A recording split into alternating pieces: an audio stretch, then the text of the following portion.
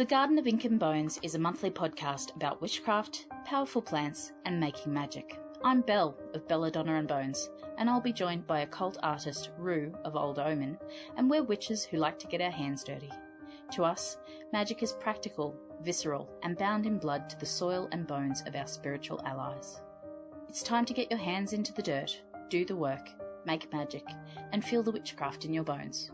Welcome to the Garden of Ink and Bones. Hello everyone, welcome to our second episode. It's so nice to be back with you today. In this episode, we're going to talk about our results from last month, working with Mugwort and traditional witchcraft, a Cornish Book of Ways. And then we're going to move on to your questions, which thank you very much for sending through. Our book of this month is Protection and Reversal Magic by Jason Miller, and our herb for this month is Skullcap. So let's get started. My dear Rue, how are you this month? I'm doing great. How about you? I'm good. It hardly feels like it's been a month. No, it feels like a couple of days ago. I don't know where it's all gone. Absolutely. So, you know, as we've said, a big focus for us is actually getting everyone to do the magic, and we've been really heartened to see that lots of people have shared our podcast and given us great feedback on what they've been doing. And saying that they've been doing the work as well. So that's really great. So thanks everyone. Awesome. A huge thank you, yeah. So let's start with what we did last month. Rube, what did you get up to? So I went back and I tried our Mugwort teas again and our Mugwort tinctures and sort of tried to keep a bit more of a diary this time to see how it affected my dreams, and definitely did find a massive increase. I was trying to get a bit more lucid dreaming and been trying a few other little methods to try and increase that as well. But yeah, mostly with the Mugwort, I found those massive increase in it. How about you? What did you get up to with it? Yeah, I did a little bit of tincture work, and you know, I was having a really delayed menses. I've been on lots of drugs and stuff like that, but this month my menses were really delayed, and I ended up taking Mugwort tincture 3 times a day for 3 days in a row, and it brought on my menses quite well. You know, it might have been just that they came, right? But I think I think it definitely helped because I was, it was just really late. You know, I was 20 days late. Oh wow! With no sign of being pregnant, obviously. So yeah, I was really late, and it was really, girls will understand that sometimes when they're really late, they're really hard to get started. And the Mugwort really helped there, I think. But in terms of dreaming, I actually put a bit in my pillow, just a couple of stalks under my pillow. And yeah, last month was really stressful for me in terms of work, and I felt like I didn't stop dreaming the whole month. So yeah. But physically I also did a few things with it. I strangely decided that I was going to make a broom out of it one day. I didn't get to the basket, but I did get to make a broom out of it. So I took one of the stalks that I dried from 2 years ago, and I bound onto the end some tea tree branches, which are quite bushy and spindly. It makes a really good broom. It was a really satisfying broom to work with, and you know, I've been using it out in the garden and I really enjoy it. So has a very, it's like it wants to be used.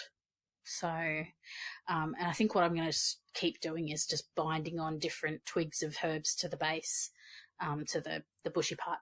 Nice. And see how that goes. But that was a lot of fun too.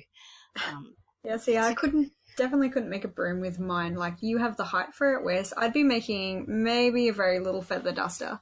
Yeah, sometimes you just want a feather duster, though. I think there was something. I think I said a few years ago that one of my favourite and most underrepresented witchy tools is my dustpan and brush. Yep. My work area just gets so messy. See, I've got one too. I've got it just below my altar, hanging on my fireplace. It's this really beautiful little handmade straw one I found, and it's so perfect for cleansing rituals. Yeah, exactly. And that's it. Dustpan and brush. Underestimated traditional witchcraft tool. So, in terms of working on things from the book, what did you get up to? So I went through and I made one of her witch's ladders, but I didn't do it quite the same as what she does in the book of she uses a lot of hagstones and goose feathers, where I used rowan branches and used it a bit more for protection and that sort of thing, which was nice little, a nice little different spin on it. As you know, rowan's just one of my favorite plants to work with. And I also wound up remaking a witch's bottle and doing one of her little paper charms. So yeah, I had heaps of fun doing those. It's, I know, always nice to go back through her works and redo them. How about you? Did you get up to anything from her books? Yeah, I ended up making a witch's ladder too, and I did a little video, so I'll post that into the show notes as well. But I made a video of making it out of nettle cordage. So I actually twisted the nettle, and as I was twisting it, I put different feathers in, and I just used feathers from my collection. So there was like some corella feathers and probably a parrot feather. There's a little blue tinged one. Definitely some dove feathers. We've got spotted doves in the area. And I hung some old cast bells that I'd found at an op shop once.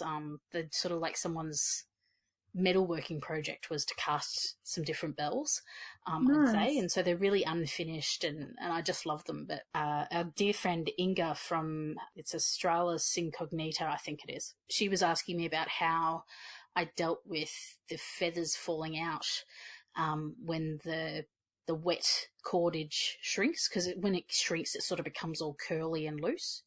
And the reason that I don't have that problem is because I'm weighting them with those bells, so it holds it quite tight. So yeah, that means that they don't, by the time it's dried out tight, so it's not going to lose the feathers out of it anyway. And then, you know, of course, one of the things you can do with the witch's ladder is pull the feathers out to use them as part of your magic and use that wind spell sort of sending off part of it, which I quite like. What else did I do? Oh, yeah, actually, one thing you did a lovely illustration that I'll post up on the Instagram of one of my mugwort protection charms, which is basically 3 sticks of mugwort made into a witch's cross, and they're bound at the centre with beeswax. And actually, mine has a little bit of garnet stone in it for protection as well, sort of embedded in the beeswax. I went along to a gem show, you know, your local gem show. And instead of buying the tumbled stones and everything, there was a couple of dealers there selling just little parts that you could cut for gems if you wanted to put them in rings and things. And they're quite nice little raw, you know, semi-chunky but small gems that you can use in different parts of magic. Like I've used beautiful citrine ones in balms and things like that as well, but they're really lovely to have, and they're just the right size for tiny pieces of magic, which I like. Yeah, I think there's something also really beautiful about them being a bit more in their raw state, where they're all rough and just how they're found rather than being smooth and polished. Yeah, exactly. You know, I find tumbled stones, you know, I've got quite a few tumbled stones, but I just find that stones with edges sort of speak to me a bit more. Yeah, that's it. So that's a lot of fun. I think it was good. You're exactly right. It was good to sit down and work through some different parts of the book. I haven't done my witch's bottle yet. Like I said, last month was a bit bonkers, but I really enjoyed just sort of having that conscious thought that and whenever I had a chance, I was sitting down to do something. Yeah, and I think sometimes just, having it back in the mind, it's a little bit easier for you. What else did we get up to last month? Oh, that's right. Well, of course, there was the moon. That's right, yep. I was so prepared to do my little knot tying with the moon, and like you, it just wound up absolutely overcast here, because it was also meant to be, wasn't it, quite a special moon this month. Yeah, it was supposed to be a super blood moon or something. Yeah. And you could definitely feel that, but I certainly couldn't see it. I was in Queensland for work, and it was pouring with rain. It just bucketed down. It's always the way, especially on those special occasions of once only in every 120 years or whatever. Yep. It's really funny. I can only remember once in my whole life having the right luck to see something, and it was Halley's Comet, which was, oh, what, it would have been 83, 84 or something. And, I was quite young, and I remember standing out in the backyard trying to see Halley's Comet, and it was quite cool. But, yeah, it was, there's so many times in your life where you go, oh, I just can't see any of this. This is not working. But I can tell you it was a crazy moon night for me. I got up at 6 a.m. that day for this work I was doing, and I didn't get to sleep until after 2 a.m. that night because my day just didn't stop. It was just crazy. And then by the time the night was over, I could not get to sleep. So, yeah, everything, it was just a full moon for me, know? I was the exact same. I found myself waking up at 2 and just staring at the ceiling for the rest of the night. You can definitely feel it even if you can't see it. That's right. That's exactly right. And that's, that's a good point. It doesn't matter if you can't see it sometimes. There's always ways to work with the magic. Even, if it's something specific, like you're trying to capture the moon in your cord, like you wanted to do, and I've done in the past, then yes, of course, I do think you need to see it. But for other things, not so much. So what do you think you learnt from working with Mugwort and traditional witchcraft of Cornish Book of Ways in the last month? That's a really good question. So I definitely think that it made me become a little bit more aware of one of those old-time favourites in my garden, of really appreciating it that little bit more. But also, same with traditional witchcraft, of it's just a good reminder to go back to those basic things and really sort of stop and listen for a second. Like traditional witchcraft, every time I don't know, she always makes me feel quite inspired with my work and sort of reminds me why I'm doing it. So even doing those little basic things is sort of like the self-love, in a sense of every now and again we've got to stop and do things for ourselves. So little, protection bottles and witches bottles are sort of good to go back and refresh and dust everything off with our little feather dusters. So yeah, I definitely felt it helped. How about you? Excellent. Yeah, I think so too. And I think, I always feel very in sync with Gemma and her writing. There may be stuff I don't do, but I do think that, and the aim of the podcast is to get people to do magic. So I think all of that's really important to us. So hopefully that's something we can continue to inspire people to do and inspire ourselves to do. Yeah, 100%. So we had a couple of questions from last month. Thank you everyone for sending things in. The first question is from Anita.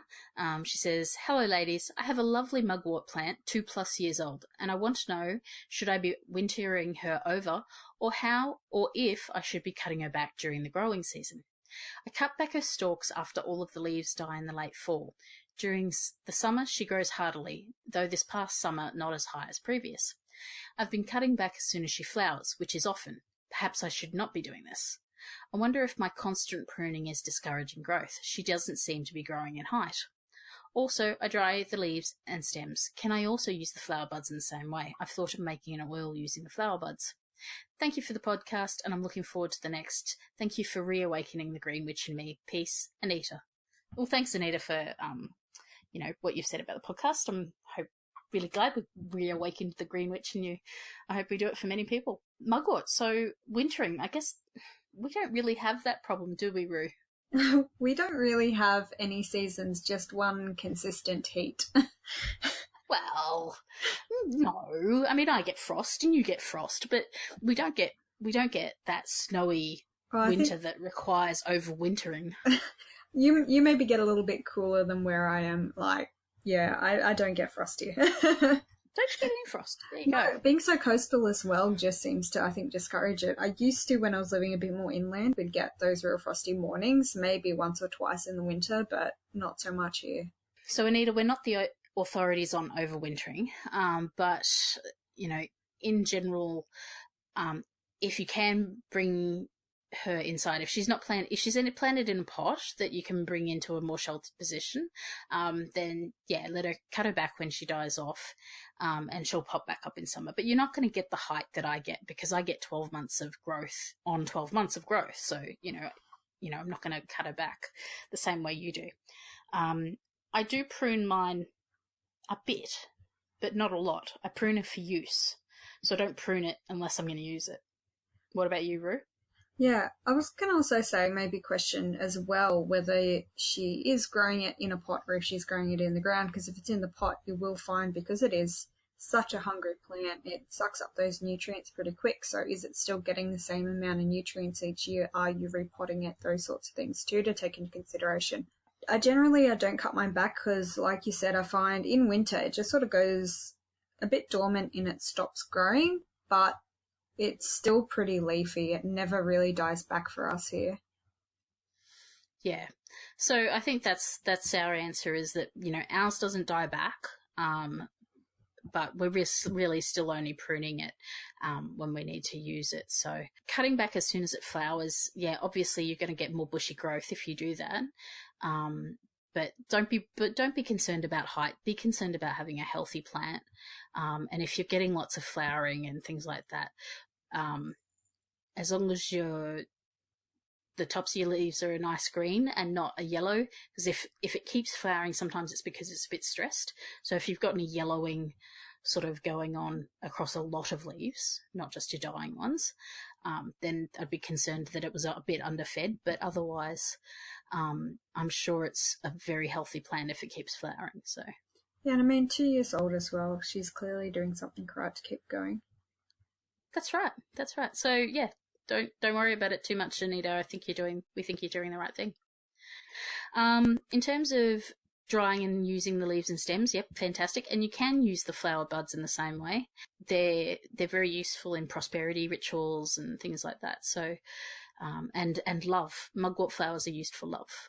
A lot. So any time you'd use the leaves in a love spell, use the flowers instead, and dry those. Rue, I know you were talking about mugwort and when it flowers. You had something to tell us there? Yeah, as we were discussing earlier, we were talking about how flowering tends to be its heaviest time for a lot of those chemicals that you tend to get into it. They're always a really perfect time for harvesting your plants. And, that's generally quite abroad of most plants. That's when they're most happiest, in general rule of thumb. Like you said, sometimes a plant will flower to try and force itself to seed if it's stressed and feels like it needs to suddenly procreate because it thinks it's going to keel over. But you should be able to identify that. But yeah, flowers are an absolutely awesome and perfect time, I think, to harvest them. It's sort of at the peak of its life there. Yep, I agree. Okay, so our next question is from Kay. She's asked, any other book recommendations for traditional witchcraft not for the novice? I'm about to order Cornish Book of Ways, but wanted to know if you could think of something else more root-based to really help me make progress in practice. Awesome. So yeah, well, if she's looking more for something a bit more in-depth, well, if she's wanting in-depth, then I think, like we were discussing before, Robert Cochrane's works are definitely that. They're a lot heavier sort of read if you're really, really wanting to delve in. And I think it is a lot of it more from his standpoint, which is something to sort of take into consideration. But there's 2 books that I absolutely love, and they're not your deeper end sort of thing. They tend to be more of your introduction, but that would be Treading the Mill by Nigel Pearson. I feel like he's got this absolutely epic little book that's got broken down your basics of everything from wand making to broom making to selecting cuts off trees, of different little rituals, and really you're sort of getting started and approaching this sort of craft. And there's a really, really great one called A Deed Without a Name by Lee Morgan, who's an Australian author down in Tasmania. They have made this epic little book. It's really short, really concise, but it's a really good view into your sort of introduction of traditional witchcraft. You definitely feel that slight Australian vibe on it. It's not that heavy European magic that you get in, say, Gemma Gary's works. And it's definitely a really good insight into their practice in it. How about you? Yeah, I completely agree on Lee's work. Lee has an amazing way of delving into what traditional witchcraft means to them. and just giving you another feel for it. And I really like that. I do like The Devil's Plantation, which is another Troy book by Nigel Pearson, East Anglian Law, Witchcraft and Folk Magic. And I think with all of these, when we say about them not being books for novices, they may come across at first pass as a book for a novice, because they do talk, as with traditional Cornish witchcraft and the Black Toad, and definitely not Robert Cochrane. But I do recommend the Robert Cochrane letters. Just because a book talks about the basics doesn't mean it's a basic book. Yeah. I think that's the trick, is it's really, we're not talking Llewellyn 101 here. And I think the thing with a lot of magic users is they tend to, if they see the same things over and over again, they dismiss the book as 101. And I'm not saying that's what Kay's done, but definitely take the time to work through the book and you'll really get a different perspective than just sort of glancing over it. Yeah, the Robert Cochrane letters are a good and more accessible way to get into Cochrane. It's a good book where he talks about the different times of year that he does his practices and things like that. So I think they're worth reading.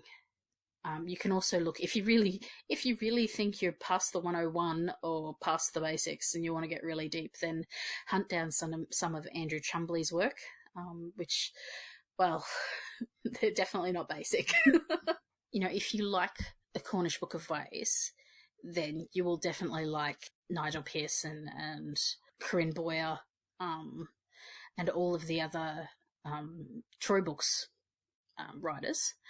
But yeah, in terms of getting into it, although I think my best recommendation for getting into the roots and stones and blood and bone of magic, wow, I nearly said the New World Witchery thing, root stones of bones, Corey always says. Great podcast, you should all listen. But if you really want to get into it, I think my recommendation is just get into it. Get your hands dirty and get into it. Definitely. And like you said, Troy always does really, really great works. They always publish some great books. Another really good one to sort of go look at the works they produce, not all traditional witchcraft, but some interesting ones, is Three Hands Press. I always find they do some really beautiful, interesting works in different sides of magic. True. And of course, Scarlet Imprint. Yeah, 100%. So if you really, really, really, really want to go beyond the 101, pick up Apocalyptic Witchcraft by Peter Gray. It's the book about going beyond the 101. It's not a book about... It's a manifesto more so than a book on different bits of magic. It's a book about lighting a fire within you to, take your witchcraft to the next level. Yeah, I definitely, when I read that one, sort of felt like at the end of it, you're sort of like, okay, I should start a small revolution now. Yeah. I need a Molotov cocktail, and something, that's exactly that book. If you want to start a revolution, read that book, even if it's just a small one. So that's the bulk of our questions. We do have a listener voicemail that I'll play at the end of the show, but I think it's time that we move on to our book of the month. Awesome. So, Rue, do you want to tell us about our book? Yeah, definitely. So this is one of those ones that I've had forever. I think I've had it from sort of when I really started collecting magical books, and I just keep coming back to, and he's a really, really great author. His name is Jason Miller, and the book is Protection and Reversal Magic, a Witch's Defensive Manual.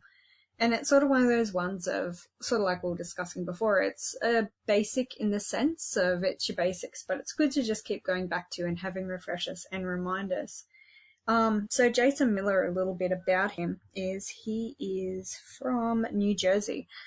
He's been practicing witchcraft for over 30 years. He seems to have just this massive understanding of different practices, and he seems to have combined a lot of those together to create his basis, which is really fascinating. When you do read his works, you definitely see bits and pieces coming through.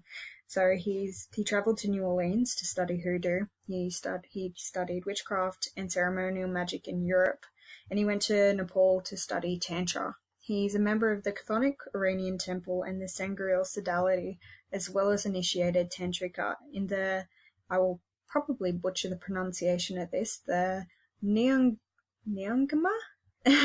and Bonlin lineages of Tibet, spelled NynGma. No idea on the proper pronunciation for that one. Yeah. But he's also a contributor to the Bihutet magazine, which I'm not sure if it's really running so much anymore. I think sort of the last published one I could find was in 2015, which is a thematic magazine, but it's really great to be able to go through those back orders and check out some of his writing and his work there. They've always got some really good things hidden in them. But so yeah, protection and reversal magic. So yeah, he goes through this book from start to finish of your basics of everyday life protection. You've got your chapters are you recognizing attack, daily practice, personal protection, protection for the home, exorcism, spirit guardians and servitors, reversal and counter magic, and healing and recovery. And this week we're going to be focusing just on one chapter, which is your personal protection, which I think is a great little one for everyone to be able to dabble in no matter where you are through the day. It's a really valuable book from an overall perspective because he does talk about that, the recognizing when you are under attack. And I think that might help alleviate some of the paranoia, and then also calm some of the self-doubt you have when you're working with magic around. You can fall into a spiral of self-doubt, which is, am I really under psychic attack, or am I just going mad? Is this really a creepy place, or am I projecting? Yeah, 100%. And I think it's something that we all fall into, especially when we start practicing magic, like you said, the paranoia, and just not knowing what to trust or who to trust or what information's real and what information's not real. Like, you're so hit the nail on the head with that one. Yeah, it's imposter syndrome. And self-doubt and paranoia. Awesome. What a great triumvirate. And I did read a really great interview with him actually once. I think it was on the Reddit forums. There was a really good AMA with him, and people were talking with him exactly about that, of his methods, and him talking about how to sort of dispel and troubleshoot and work through, am I making this up? Am I going crazy? Is there... And about how a lot of the time our ego and our fears seem to project that into ourselves subconsciously. So sometimes we're projecting things whether we're aware of it or not, and how to sort of bypass that. So the personal protection chapter starts with something that I kind of rolled my eyes at, because it's like the most basic of... It's the basic bitch 101 of Wiccan sort of spell books and things, which is your shields. And I can't help but thinking about your shields, but without, being really new agey about it. But to be honest, I find his method a little new agey, but it's a good method and it's a really solid method. And when you said you wanted to look at this book, I sat down and I worked through the method, and I like it. Except I keep getting caught up on one thing. But why don't you talk us through how he suggests you do shields, and then I'll come back to that. So generally at the very beginning, he sort of talks about, before doing any of his works, he has his own little method. So he primarily works in this book with Hecate, and then he has a list of deities that he was taught by Hecate of who to work with, of setting up with your banishing and all that, which is your Abek, the bull-headed guardian of the east, Param, the horse-headed guardian of the south, Amiti, the serpentine guardian of the west, and Dimgali, the bitch-headed guardian of the north. So he generally starts with an incantation and a meditation, in a sense, of the Iao, which is, I is E, A is R, and O, it depends, but it should be O. So E-R-O. E-R-O, sort of like, your vowel sounds and really sort of deep. And while you're doing that, you're touching your various chakras, which is, like you said, it's got this real new agey twist to it, and centering yourself in the universe, and you're getting a column of light to come down through you, and you're getting a column of serpentine magic to come up through you, and you do all this, and then you do your banishment with these guardians, and then you generally work with bringing your shields into you. You've got your different colours, your different elements and all that, which, it has that real sort of, when you put it like that, it's got that real Wiccan-y feel. But I do find that they they are good little on-the-spot things. I've found a few times that, yeah, they're just sort of good when you're trying to block out a coworker or sort of not be noticed by someone sort of thing. Yeah, and I think that's it. And Jason would probably be horrified at us calling them Wiccan-y, because they probably have much deeper depths than that. It's just that, my first encounter of those things was, Wiccan shields, build a ball of blue light around you, which works really well, and I think even in my times of stress, sometimes I still do that. But the thing that got me is he keeps saying, see a small grey egg shape gather at your heart. Now, I think of eggs as fragile. It took a little bit to overcome it, and so I had to really sort of sit there and think to myself about, well, eggs aren't fragile because they have to sustain a life inside them. They're permeable. They allow things in and out, but they don't allow any bad things in. They just allow oxygen to cross the membrane so that the little things keep growing. And they're quite strong because they can be buried. Snakes and turtles and everything bury their eggs and there's no issues there. So yeah, I had to really sort of rethink my thinking of an egg. That's definitely a good way of going about it. And yeah, absolutely no bad vibes whatsoever to Jason Miller. Like, I really do love his works, but I see what you mean. Yeah, and it's all about personal experience and how you come at things and then how you get through it. I do like that. And he does use some hand gestures when you build the shields and things like that are just detailed in the book. And he's got a little video as well on YouTube showing one of his specific hand gestures too. We'll link that in the show notes for everyone. In terms of his shields, he often talks about different... he says one where he visualizes surfaces having swirling colours when sunlight hits oil on water as a confusion shield, which I really liked because I have, Jason talks about a coworker who is a pain in the ass, and as I mentioned in the last episode, I still have a coworker that is a pain in the ass. So I was thinking actually this week I really want to try that. I want to do that confusion shield and see whether I can get them to just... Yeah, and so yeah, that'd be a perfect little test and help you get over your thoughts on eggs. So he also talks about elements and shields. Yeah. Yeah, so he breaks it down to mixing elements with colours for this one, because yeah, as you mentioned, he's got his, I think it's like swirling purple oil for confusion, and then he's got one for invisibility to, not make himself actually invisible, but sort of be glanced over by people you don't want to be seen by. But then he's got a little section where it's fire, of course, with your colour red, with your qualities being hot, dry, and expansive. Then you've got water, your colour being blue, of course, cool, wet, fluid. Your air, which is yellow, warm, wet, rapid movement. Earth, brown, cool, dry, dense, and heavy. And you can always use this in your certain senses, like say you have somebody who's got that really fiery personality that's just constantly at you, you can always think about using something more of a fluid motion or to sort of, dampen them a bit, or even if you want to say use it not so much for pushing people out, but bringing qualities into yourself of giving yourself a bit more of a spark or a bit more sort of momentum to do something. Yeah, see, I was just thinking almost the opposite. Like, I can be really distractible. I don't have ADHD or anything like that, but I just can sometimes get really distracted. And I was thinking I could build a shield of brown earth around me to help me help ground you, stay on task. Yeah, definitely. It's a great idea. Like, there's, like we've always said with magic, there's 20 different ways to use the one thing. There's, you don't have to be using these to constantly be pushing people out. You can be using them for personal gain. Exactly.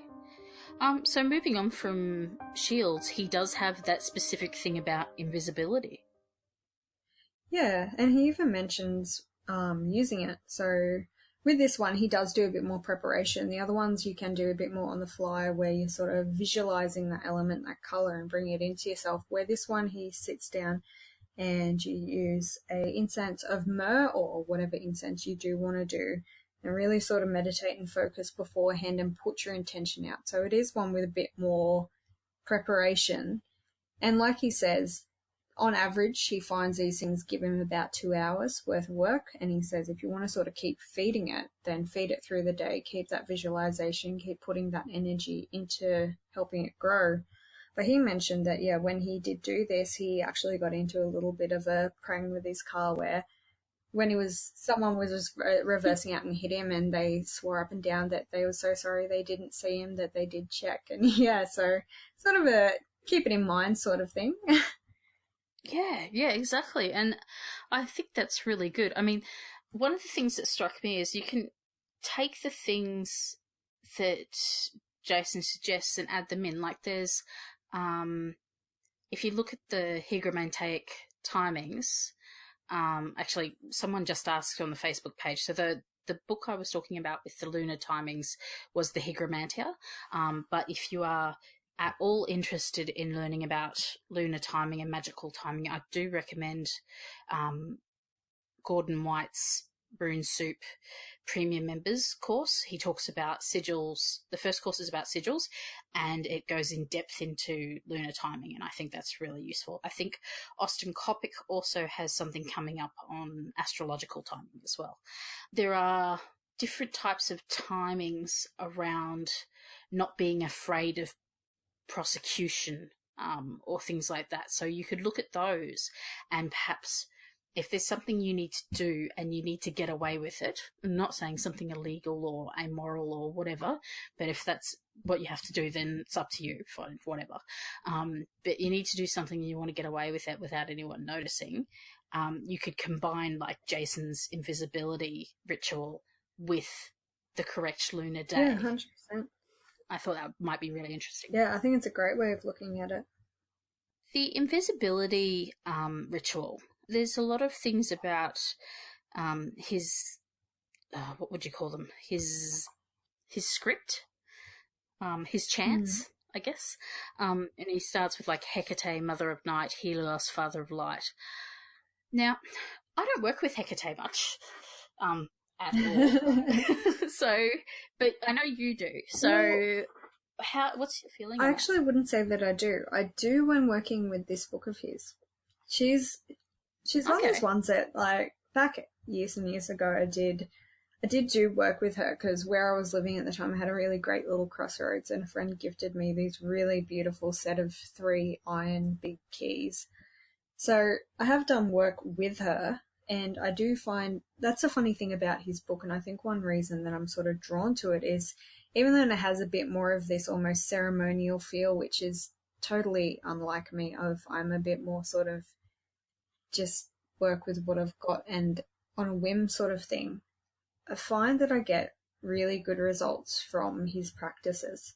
And I do find that she does, at least to me, respond quite well when I do work with her, which I really like, but she's definitely not a deity I work with on a regular basis. Yeah, so you think that that Jason and Hecate are sort of keyed in on these rituals, so they're accessible even if you don't work with Hecate on a regular basis. Well, that's at least personally how I've had it come across to me. That's like, I can't speak for everyone, but it's just, yeah, it's one of those books that I find every time I've done something in it, I just get a really, really strong and good positive response from it. It just always seems to work well. I found I was living in a house for a number of years when I sort of first got my hands on this book and started working with it. So it was quite a while ago. And the house was, honestly, it was quite haunted. We had this very, very strong spirit in the house that would, in the middle of the night, wake you up. It'd open and shut doors. It would move things around. It was quite hostile and aggressive. And so I was working with a lot of his banishing rituals and even setting up spaces in my bedroom because I was finding I was constantly being woken up at night by this thing. So I was working with the deities that I mentioned earlier that he says that Hecate taught him about, and working with Hecate to sort of close off that area of the house so that it couldn't come in. And I found that every time I'd have that door shut and I'd have that ritual set up, I got a really, really good response of it wouldn't be able to intrude. Yeah, that's great. I kind of had this thing where I often shy away from rituals and spells involving Hecate because I just Yeah. don't work with her. But I think I'm really going to give that one a go. I really like the idea of the invisibility, and it keys in with a lot of the other workings that I do. So I'm really going to try that one in the next Yeah, month. it's definitely So worth a try because I mean, I generally don't work with deities at all. I work with my ancestral spirits more than anything, or local spirits that I tend to bump into. But yeah, I don't know. I know some deities, it seems like you've really got to create a strong rapport with them and really work with them for a long time to build that trust. But for some reason, working with the ones in his book, I feel like I get a strong instant response. And then even if I put it down and I don't do anything with them for even a year or more at a time, it still seems like any time I come back to needing it, it's just there. So it's definitely worth having a go, I think. And there is a long history of books themselves being a magical object, and a gateway to certain deities and spirits and types of magic. So, it's certainly possible that that's something that Jason has Yeah, created true. here. So what's the third part of Jason's this So chapter? he tends to do one that another little basic, but I also really love, especially because it's got its roots in hoodoo, which is cleansing baths, which is something I find I tend to do on a regular basis, as well as sort of a bit of a switch up of, because I really do quite have a fascination and love for root work. I spent a number of years living in Texas, actually, and my partner was Cajun in his family, and he was born in Louisiana. So we spent a lot of time up in New Orleans. So there's this little special part of me that really, really loves it. But cleansing baths are just absolutely wonderful, especially coming up in, well, like our podcast, and new moon, when you want to get rid of stuff. Think of your basic things of like, Yep. everyone, you have your two methods about it. Some people like to do a traditional bath in the bathtub where you can just let the water out and let it go. Or an older method is to work with a basin because, people didn't used to actually have entire bathtubs. You'd have a small basin of water and give yourself a quick wash. So traditionally, the bath water was taken out at dawn and the water was dumped out towards the rising sun in the east. And so in this water, you tend to infuse it with different herbs or different things for whatever sort of task you're wanting to perform. So I love to do one, especially at the new moon, a cleansing one, and then I go through and cleanse my house and do floor washes and all that sort of stuff too, where I generally have eucalyptus because it's, one of our local plants that we find, and it's got this awesome cleansing property. It just, nothing seems to want to go near it. And, you stick it in household cleaners too, Yeah. and it's just strips through grease and grime and just absolutely cuts everything dirty out. Always put a little bit of salt because, salt's one of those ones that's great for cleansing. Chuck it over your left shoulder to scare away the devil or what have you. And chilies as well, as long as you don't rub it in your eyes and you're a little bit careful. Yeah, just be careful with that one. But it's another good one for sort of sending anything bad back. But I tend to mix it up depending on what I'm using at the time, what I'm wanting to do. But cleansing baths, like, they're just one of those little basic ones that a little bit of self-love of every few months do one, or once a month do one, and strip everything off or infuse it with what you want. Yeah, I agree. I love a good bath, but I do tend to make sure I do it into some sort of container or basin or whatever because I really don't like the idea of it going into the sewer, which depending on where you are, like might go into a septic tank or which stays on your property, or if you have, like I'm in an old house that possibly has some leaky pipes. I don't like the idea of it Staying there. Yeah, in the wrong part. exactly. It's sort of like if you're doing sort of any kind of more defensive magic or stuff like that, you sort of, or anything directly towards an individual, you sort of don't want to put the remnants on your property in your boundaries. You sort of want to take it far away. Yeah, and seriously, it's not that hard. Go to Bunnings, buy a $6 plastic tub, and stand in it and do it. It's not impossible. So, I did have I did choke a little when I read his first protection bath, which was salt, ammonia, and vinegar. Fortunately, he does go on to say that it's half a cup of salt, half a cup of vinegar, and only a teaspoon of ammonia diluted in at least 4 gallons of water. But I was just like, oh my God, people just pouring ammonia over themselves is just a terrible idea.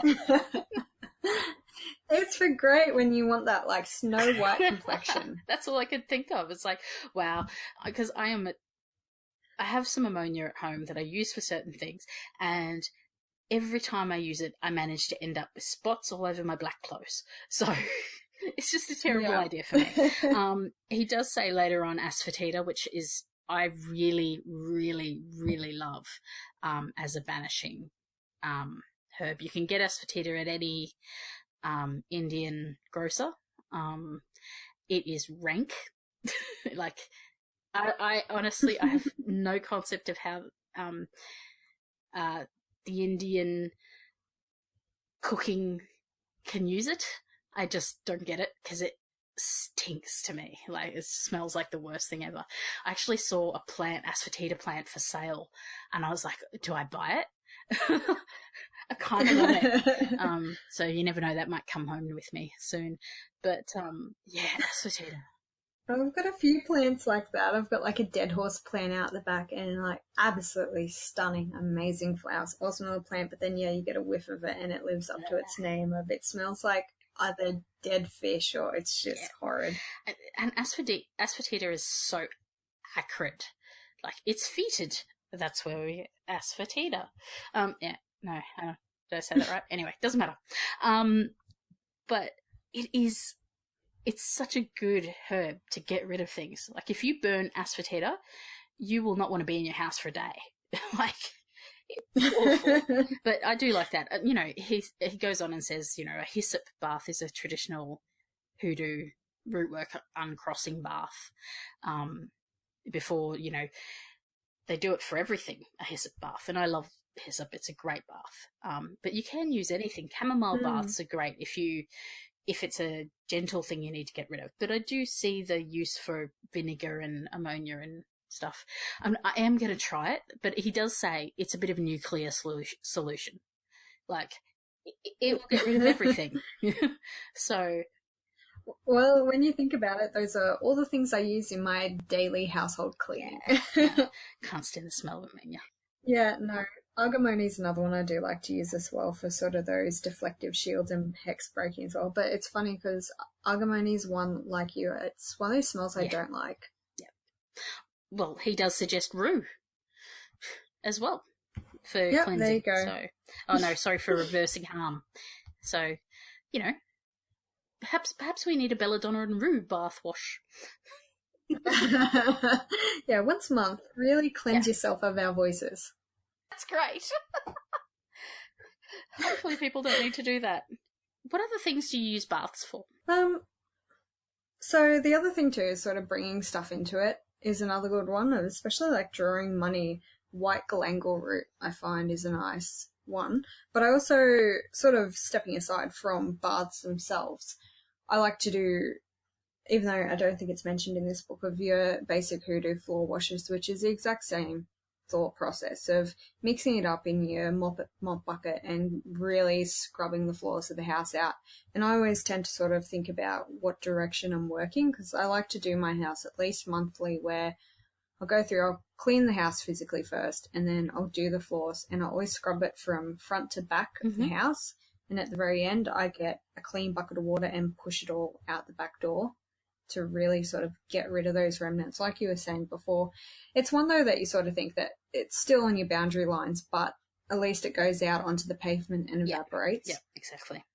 And then I tend to go through, and I've got a little oil that I've made up that sometimes sort of changes, that I go through and I mark all the entrances through my house. I do all the tops of my doorways, my mirrors, my cupboards, anything that's a threshold, those sort of in-between spaces. And sort of that's my once a month is I cleanse myself, cleanse the pets, cleanse the house, and just do everything.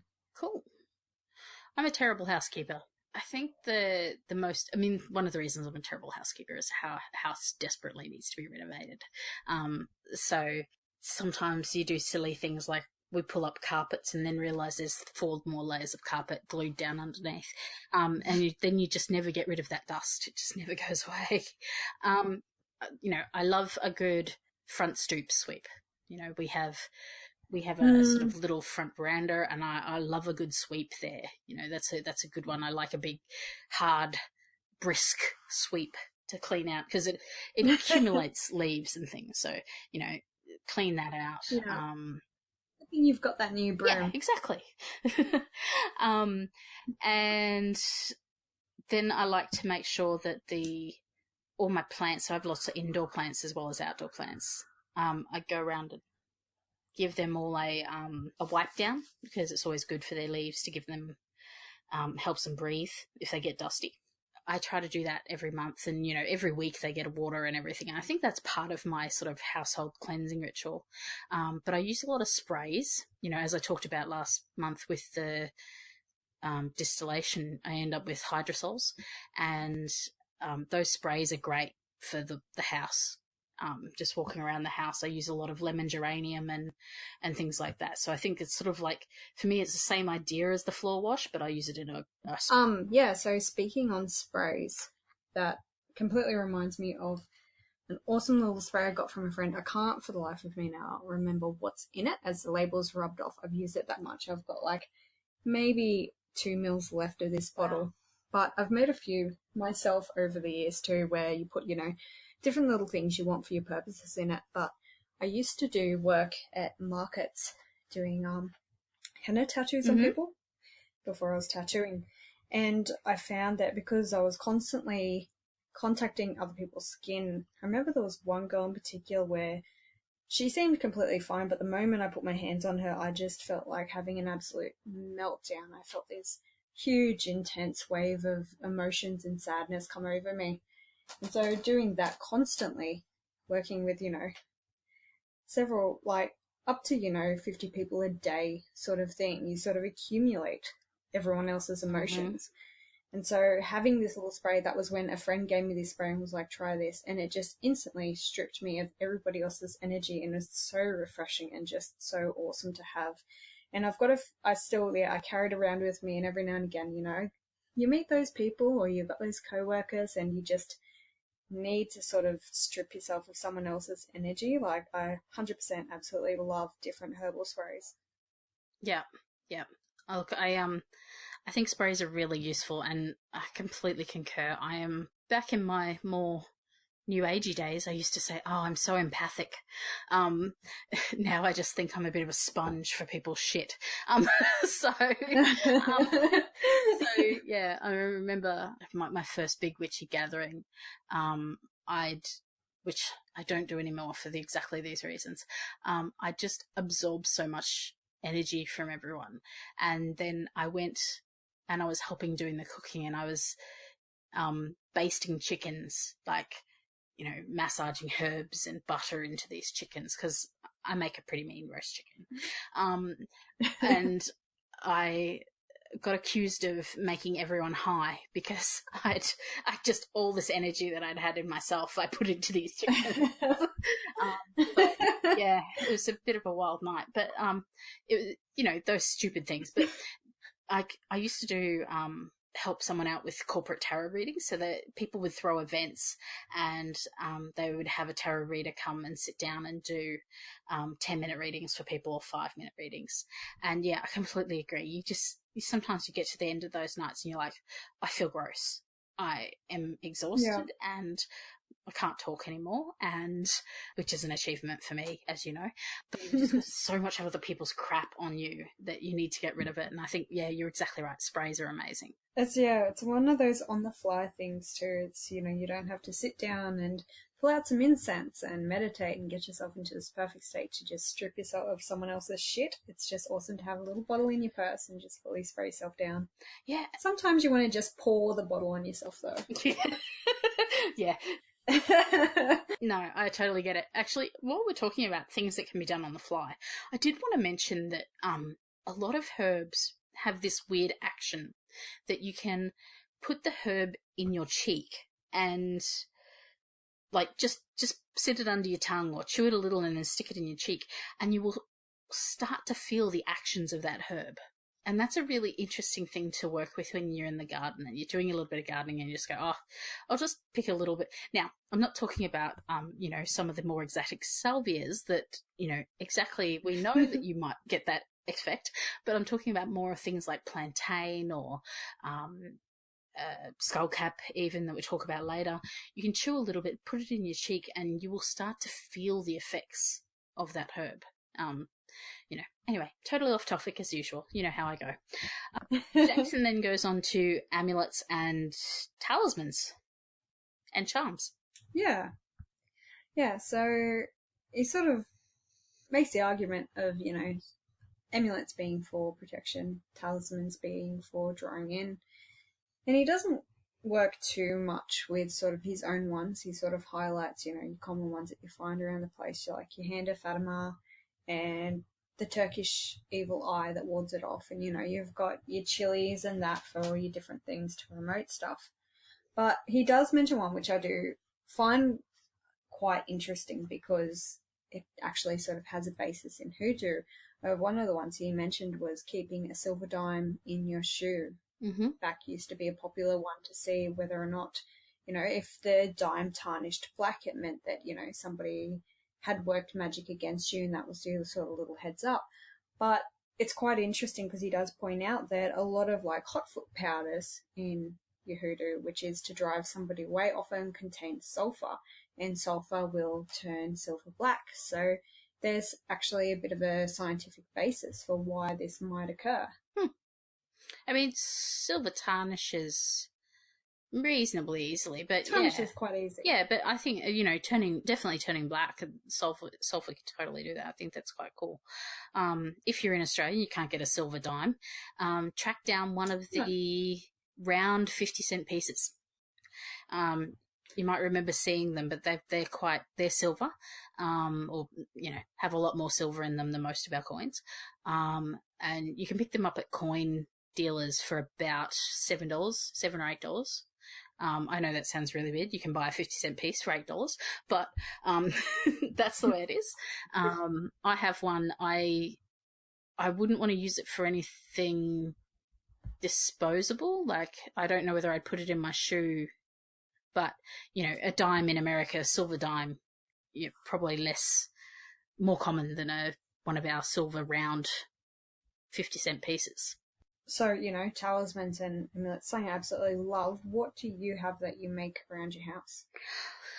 I make a lot of things around the house, actually. I think a lot, in terms of, obviously I talked about the mugwort one I made earlier, but, I've made wreaths out of hawthorn, and things like that. I'm really interested in making, some of the talismans for the lunar mansions, and actually engraving them onto some metal. I picked up some silver and some brass from a jeweler's supply. That's an awesome idea, and especially, silver being worked with lunar cycles too. That's really quite interesting. Yeah, absolutely. I mean, Jason goes through all the standard ones, abracadabra and paternoster and sator, aripo, tenet, opera, rotas, those sort of magical squares and things like that. And I think they're really useful. Like abracadabra, you can do on a piece of post-it note at work. And most people won't even question you. Like, you can do it, and, if anyone mentions it, you just go, well, that stupid song was on and I can't get it out of my head. Who sings that song? Abracadabra? It was on the radio the other day. No. You don't know the song?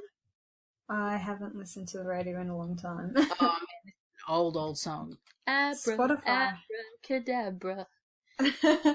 Reach out and grab you. Spotify all the way, man. Now you've all been subjected to my terrible singing. I will tell you who sings the song. It's the Steve Miller Band. Oh, well, there you go. We're all enlightened now. Every time you call my name, I heat up like a burning flame full of desire. Kiss me, baby, let the fire get higher. Abracadabra, I want to reach out and grab you. I mean, seriously, that's magic right there. Steve Miller Band. Oh, that's so great. Yeah. So, yeah. I love that one. It's so easy to do because you just write abracadabra, then you write abracadabra, and then you write abracadab. Yeah. Every time until you're getting one less letter. That's right. That's right. Yeah, and I do like that he also sort of talks about the etymology of it as well, of where the word comes from, of being an Aramaic word of either avra kadabra, which means I create as I speak, and another possibility is it comes from the other Aramaic phase of adaba kadabra, meaning disappear like this word. And that would make complete sense of having this charm written where you're dropping off every single letter time because you're exactly like that. You're having it disappear as you speak. Yeah, exactly. I mean, and no, not Harry Potter, Avada Kedavra. Oh yeah, Hermione's pronunciation. That's not it. And he also, that's it, 100%. And he also talks about mojo bags too, which is, I think one of those little basics that I don't think it's, unfair to say that most people do them of, chucking a bunch of things in a pouch and sort of carrying it around with you. Yep. Yeah, I mean, I guess I work them as charm bags and not mojo bags, mainly because, I don't have any connection with that type of magic. But, yeah, I don't think it really matters. If you do, then go ahead, make a mojo bag or a hand or whatever they call them. And if you don't, make it a charm bag. Yeah. Just change it up. And he does also work with this one for you to sort of maybe give it a try as the Wheel of Hecate, where he talks about engraving it into possibility of using metal for it as well. So that could be an interesting one for you to sort of try. Yeah, I might give it a go with my jeweler's tools. Probably make a hash of it, but I'll give it a go. And then he's got an invocation there with some great words you have to learn how to pronounce. It's always great when there's words that have, 13 letters in them. And Oh, I feel like so often with a lot of my books, I'm like working through something, then it's like, hold on, wait, just let me quickly check this book. Just stay there, deities, for 1 second while I double check how the fuck to say Varishigal. Exactly.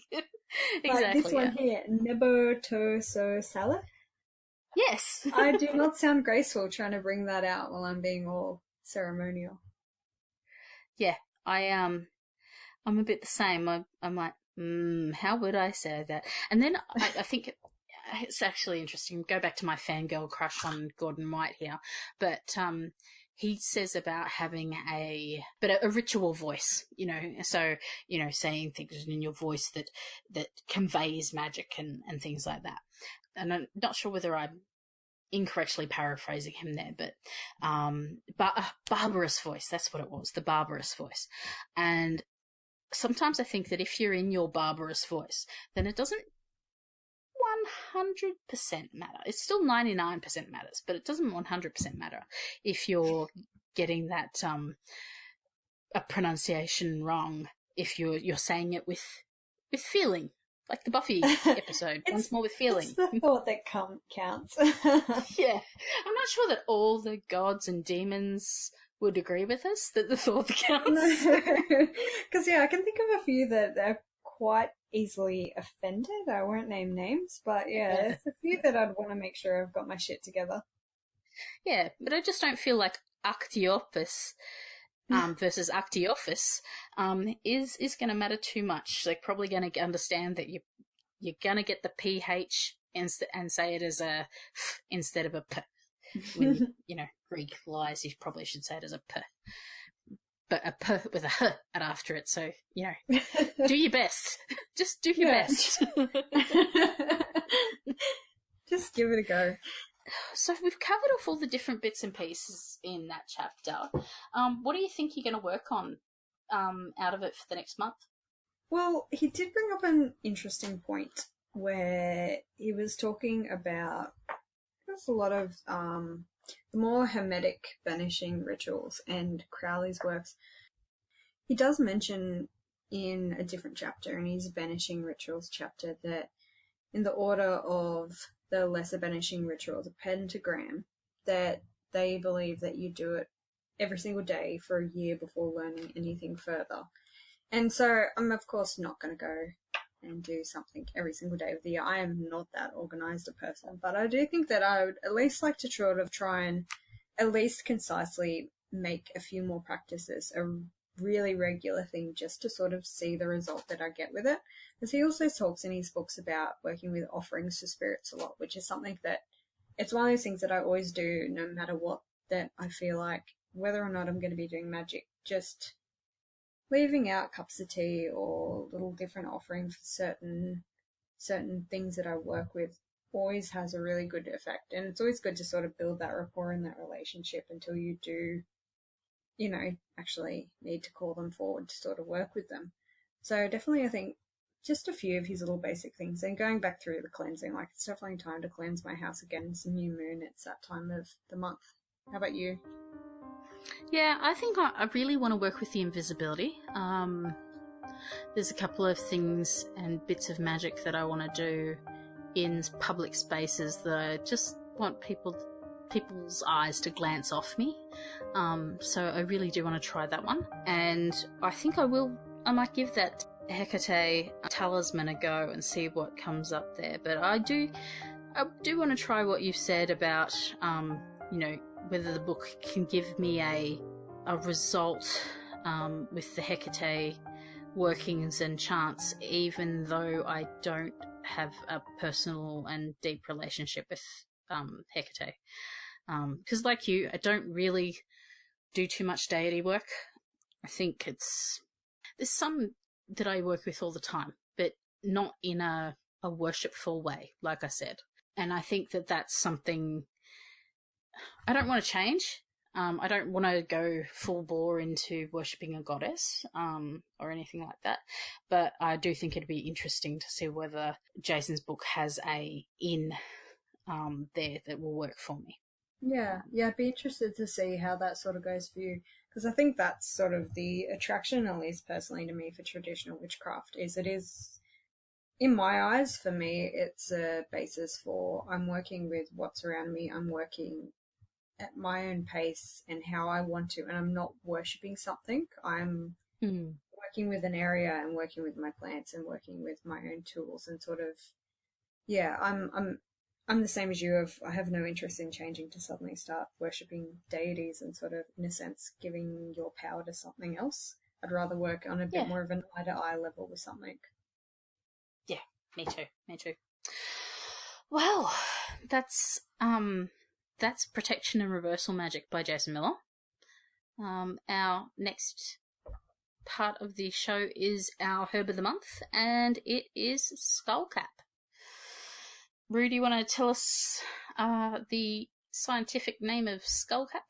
So, American Skullcap that we're working with this month, there are different kinds, and you will find that your American type and your Chinese type, two completely different herbs. So we are not touching on the Chinese herb. We're talking about American Skullcap, Scuttellaria lateriflora. It's a member of the Let me start again. I'm completely tongue-tied. So we're working with American Skullcap, Scuttellaria lateriflora, a member of the Lamiaceae family, commonly known as the mint or the dead nettle family.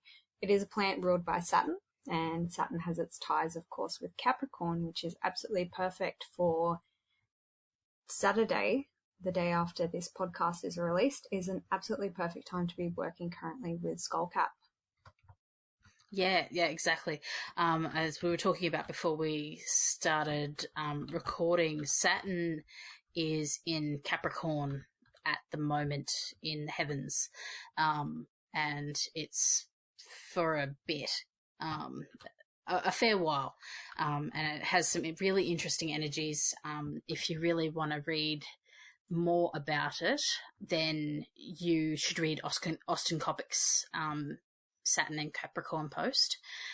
So Saturn went into Capricorn on the 19th of December, and it will stay there until 2020.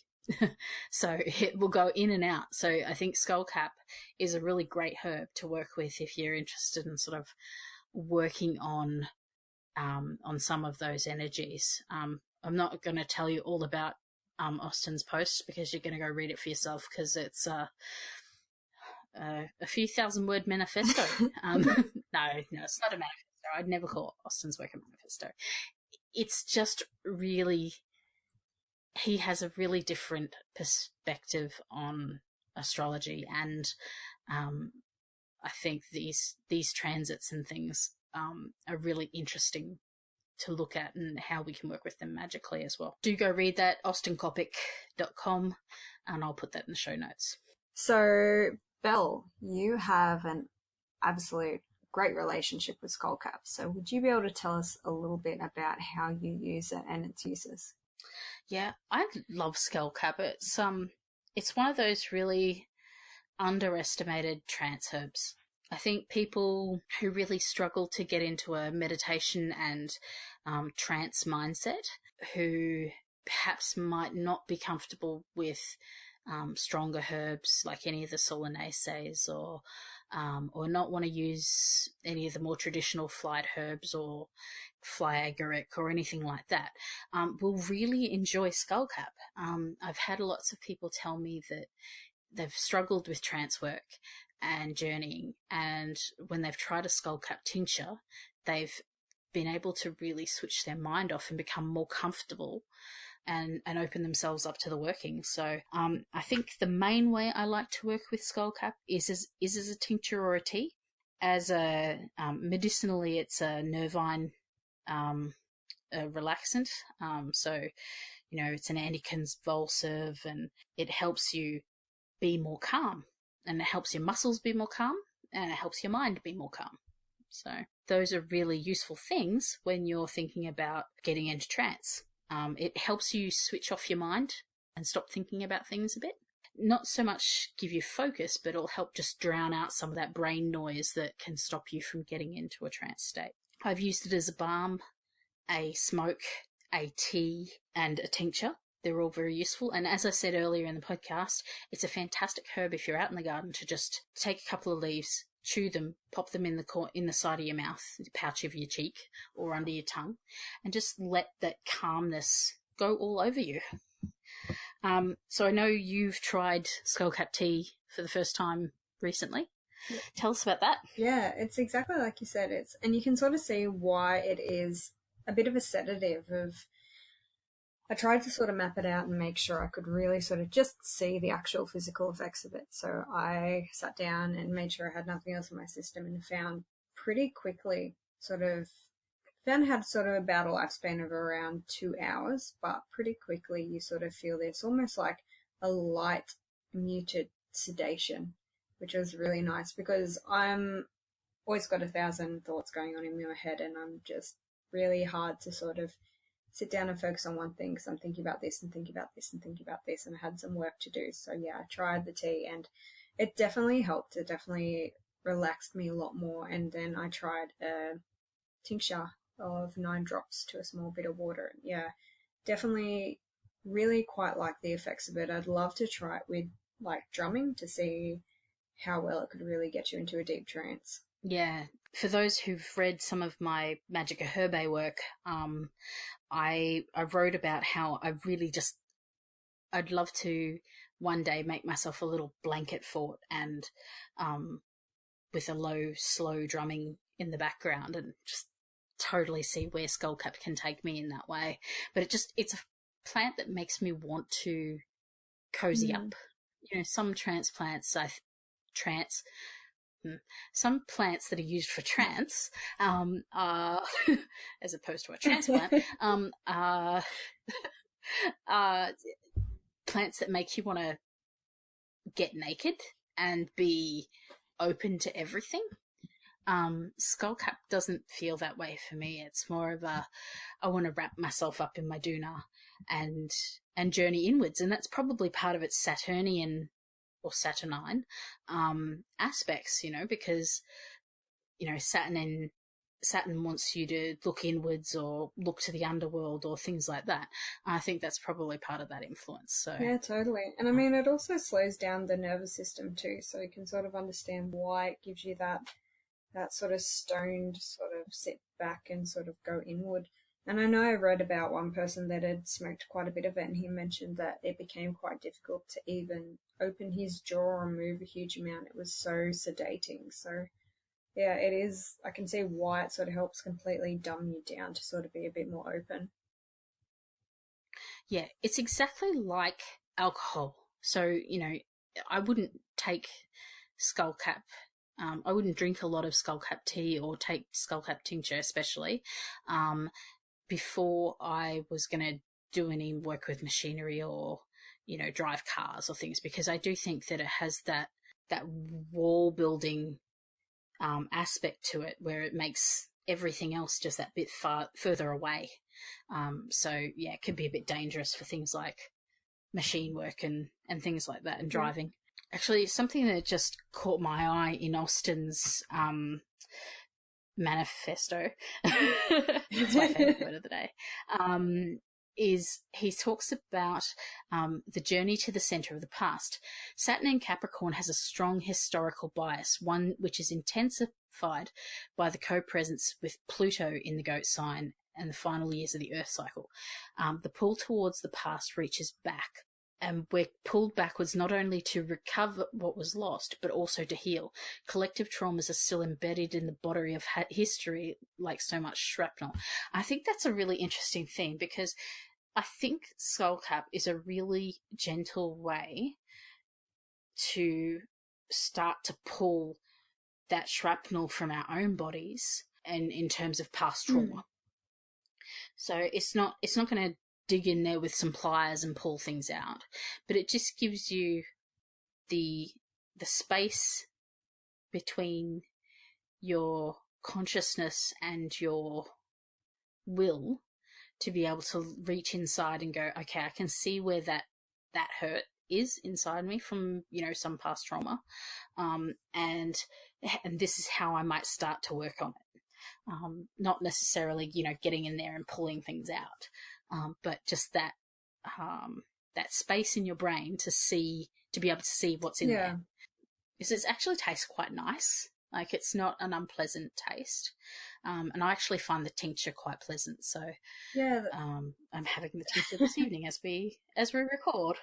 Yeah, so the thing that actually quite surprised me with the tincture of it was that a lot of the tannins didn't really come across. It wasn't that, god awful bitterness that a lot of them sort of put in your mouth. It was quite pleasant. And yeah, the tea, it's almost like not grassy, but sort of around that realm of flavour. It is quite light and nice and really easy to put down.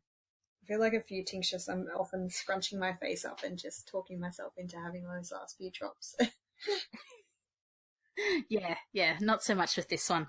It's a bitter tonic, technically, right? So, but I just really don't find it that bitter. It has the same effects as a lot of your bitter tonics. It's really great for get intestinal bloating and things like that.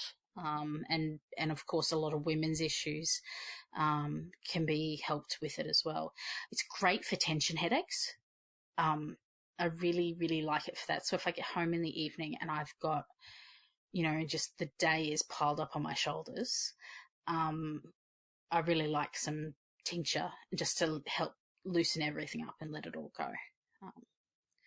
But I know that you had done some reading on Native American uses of it, Rue. Yeah, so they seem to, it's funny, it seems to have a lot of properties that Mugwort did last week, where it does help you stimulate menstruation like we discussed earlier.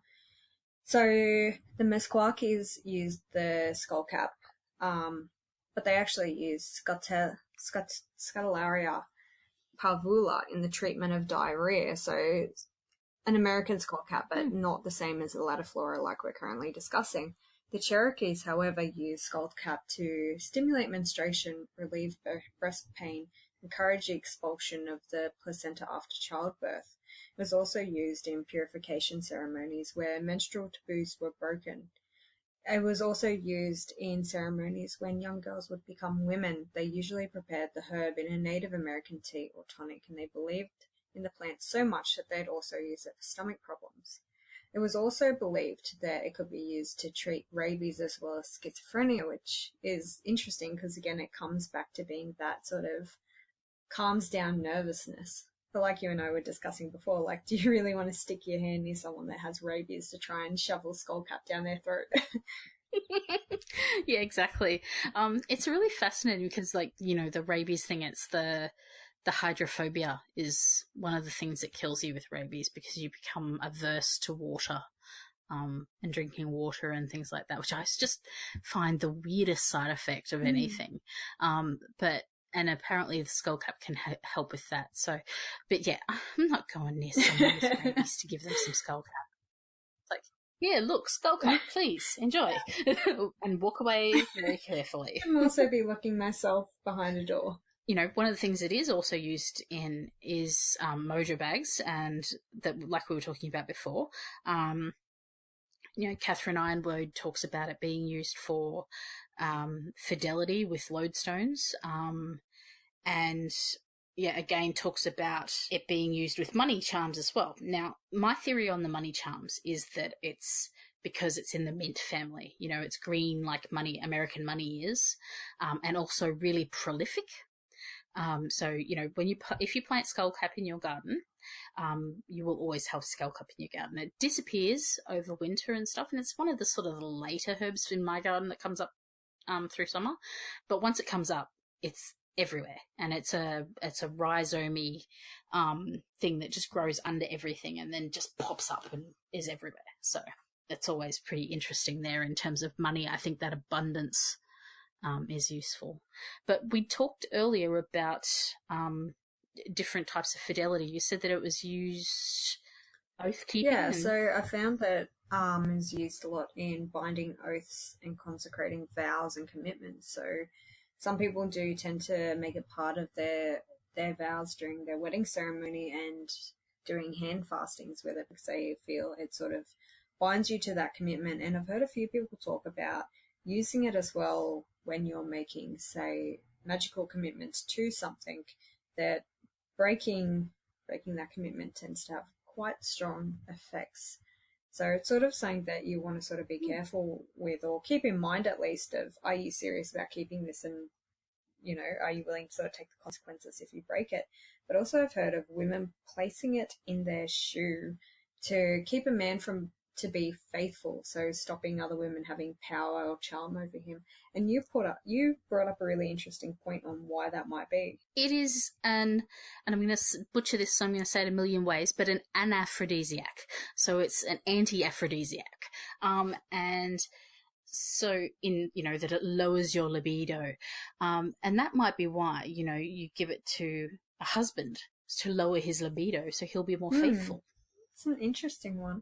C.L. Zalewski, the author of Herbs in Alchemy and Magic, I probably butchered that title, but it doesn't matter. He also mentions it in its use in tantric sex, and I wonder whether, again, that's that lowering of the libido that allows you to sort of enter that tantric state, and also, the trance aspects of it as well. But, you could, if you lower your libido, you might be able to be more longer lasting, which is one of the things that happens with tantric sex. Getting lost in it. Yeah, exactly. I think that's really interesting. It's like, for me, I really love that, looking at the medicinal action of it being an anaphrodisiac, and then looking at the magical use of faithfulness and things like that. They're really interesting, and just really helps me understand the plant better. Yeah, I feel like a lot of it just has that general, like we said last episode, there's a lot of logic to why we use these certain tools. We talk about using the herb internally, magically, and there's really not very much written on using it in other types of magic, aside from hoodoo and faithfulness and money. There's not a lot talked about of how you can physically use the herb in magic. Do you have any thoughts on that? I do question whether it is because it's so heavily found in the Americas more than, say, the European, whether or not we just haven't been using it for such a long time. And, a lot of the herbs that we do work with have been vigorously studied through European ages or Chinese medicine as well, whereas the American herbs and their native uses haven't been studied so much by Western culture at this point, or a lot of it's been lost. So I do question if it's because of the region of it. What are your thoughts? Yeah, I think that's exactly right as to why. And I was thinking about whether you could perhaps use it to write spells on the leaves. The leaves can be quite small, they can be big, it depends on how they grow. But you could write spells on the leaves about things that you might want to investigate in your dreams as well. So say you have a problem you want to work on, you could write the things on the leaves and then also drink the tea, or even write the spell on the leaves and then drink the tea made out of those leaves, so that you work on that problem in your dreams. Just non-toxic ink, please. Yeah. It's a little bit. Maybe don't break out the Sharpie, but So what are your thoughts then on coupling it with our herb from last month then, since they are both, you've got your mugwort for vivid dreaming and then you have your skullcap for sedation? Yeah, I mean, you could totally do that. I wonder... I mixed a little skullcap and mugwort tincture together, and I do wonder how that will go. It may cancel out the mugwort, but it might work really well in harmony. And I think that's just an experimentation thing you need to do. But there was a money spell where it talked about rolling up some skullcap and then binding it with green cord, and then dressing it with money drawing oil, or putting it in a bowl with some coins and dressing in the whole thing with some money drawing oil or something like that, which might work really well to, bring more money into your home or anything like that. It's actually the binding one. It was wrap it in the green cord, dress it with money drawing oil, and then hang it over the doorway to your home, so that people who come to your home are going to want to bring you money and bring you gifts. I kind of like that. It's an interesting idea. Not that I'm really good with visitors, so I might take it to work and put it near my desk, so that when people come to my desk, they want to bring me money and bring me gifts. The medicinal side of it, interesting, coming across researching it, was that supposedly it interacts with cyclolosaprine, which is a drug used to prevent organ transplant rejection. So interesting with your little comment earlier of your plant transplant, that it will affect if you are taking medication because you've had an organ transplant. Please do not try skullcap. If you are taking medication because you've had an organ transplant, please don't take anything other than the medication you're on. I'd just like to point that out. If you have a major health issue of any type, don't start. Yeah, common sense is good. The thing with skullcap is it has really pretty seed pods, like little helmets and things like that. So I think they're really interesting in terms of things you can do there. You can burn the seeds and the seed pods in offering, or things like that. Like you can smoke the leaves and everything, but you can also burn them as a ritual incense when you want to do some divination and you want to switch off your switch off your front brain, so you stop, again, like we talked about earlier, stop questioning yourself and you just channel the messages from your tarot cards or the whatever type of divination you are using. So I think it's a great herb. I think if you haven't tried skullcap, absolutely 100% start with a tea or a tincture. They are, in my opinion, the best way to use it. The balm is very nice, but you will get a lot more out of it by ingesting it. So tea, dried herb in tea or tincture, or fresh herb in tea, or just fresh herb in your mouth. I think that in terms of getting your way into trance and meditation, you will find it really beneficial. And, just for letting go at the end of the day, you will also find it really beneficial. So I hope people can try that. It is one of those herbs that I found is actually quite easy to find at a lot of pharmacists too, or any sort of organic grocers, places that tend to have a bit more of herbal remedies. It is quite easy to find, or you'll find it in a lot of ingredients for women's health and that. So even if your pop down to your local pharmacist and do get your hands on some to see what kind of effects it does give you. Yeah, and of course, little plug for my own store. I do have dried skullcap and skullcap tincture available on the store. So on belladonnaandbones.com. Not that that's why we talk about it, but I do happen to have some there. Be careful when you do buy it at the health food stores and things, and look at what other herbs it's mixed with. Oftentimes it's mixed with valerian. Some people don't have a very favourable reaction to valerian in terms of sleep. It can cause nightmares. Some people it's awesome, but there is that proportion of people where valerian will cause nightmares, and you may not want to use it. So just be careful what it's with. Hops is fine. It's the same sort of sedative herb.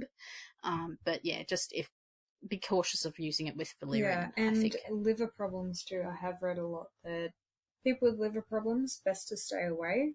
Same with any sort of germander mixed with it, which is a common one to find with it. Yeah. So I think everything is, don't take it all in excess. You know, a lot of the times when people have these problems, it's like, well, I was taking skullcap tea 7 times a day for a month. Well, it's like, no, we're only suggesting that maybe you want to try it for one evening, and you know, that's it. You don't have to take it for a whole month. Do try skullcap. It's a great herb. I'm going to do some divination work with it, and I'll report back to that in the next month. Yeah, I think I'm going to do a bit of trance work with it and see how that goes. And yeah, tell us how your personal little projects go with it. Yeah. Look, it's been fantastic hearing everyone's feedback on the episode. We're really glad you enjoyed it. We hope you enjoyed this one as well. There's lots more to come from us. If there's any plants you want to hear us talk about or any books you want to hear us talk about, do please let us know. Please continue to share the episode with your friends. That's all we can ask. If you think that a friend might be interested, please share it with them. That's thank you to our friends and magical colleagues who have shared it. We really, really appreciate you doing so. We hope that we see you all again next month. Have a great new moon and lunar cycle. I'd like to thank Saint Expedite, the Spirit of Skullcap for joining us, Jason Miller for a great book. Rue? I'd like to thank my ancestral spirits that I work with, and of course all the spirits of the plants that I work alongside. And yeah, huge thanks to Jason Miller. Until next time. I'm going to play a great little voicemail that we got from Renata, and we really appreciate the voicemails, so do keep them coming. I'll play that at the end. And thank you all again, and we will see you next month. Hello, ladies. This is the Secret Witch from Secret Witch Biz. And I just wanted to thank you both and congratulate you on your first podcast. It is simply fantastic. So wonderful to hear Aussie voices that are going out to the world. Love the way you talk about the things that you work with, your witchcraft, and that you're both traditional witches. Yay for the traditional witches. Keep going, ladies. I can hardly wait to hear the rest of your podcasts coming this year. You have an avid listener in me, that's for sure. Good luck, and I hope to hear from all of you very soon. Bye for now.